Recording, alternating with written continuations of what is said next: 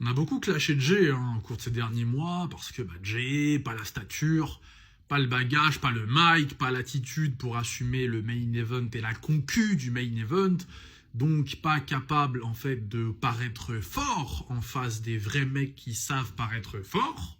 C'est pour ça que le mec il lâche le titre un mois et demi après l'avoir pris à un autre gars en plus en le faisant taper à WrestleMania. Mais s'il y a un truc qu'on pourra jamais lui enlever, c'est que Jey Uso, à un moment donné dans sa carrière, il était tellement convaincant, tellement divertissant, et bien sûr on parle du Jey, bras droit de Reigns, Bloodline, Uso, Jey Uso Bloodline. Qu'est-ce qu'il est divertissant. Et en fait, c'est un peu ça qu'on a vu du coup dans la promo d'hier contre Punk. Le Jey hyper agressif, hyper sensible, protecteur envers la famille et tout. Et en fait, ce Jey a été à l'origine, en tout cas ce rôle qu'il avait, ce perso-là, il a été à l'origine mais de weekly tellement puissant et marquant dans la Bloodline.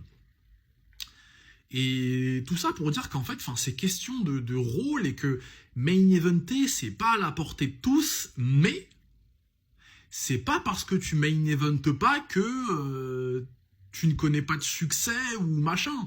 Par exemple, le Jey qu'on a pu voir dans la Bloodline, ou après la Bloodline c'est spécial parce que bon, la Bloodline c'était le main event, mais c'était pas le pilier c'était Reigns, c'était lui c'était autour de lui que tout en fait fonctionnait quoi. Mais y a juste des mecs qui peuvent pas assumer de porter tout.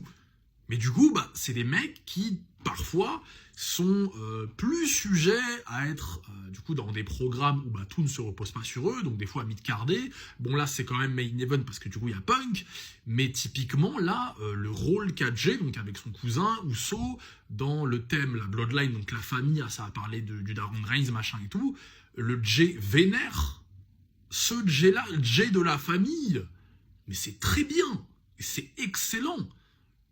Et c'est bien mieux que Jey qui est dans le main event, qui doit assumer tout seul le main event en face des main eventeurs, les vrais, qui savent paraître forts, plus important.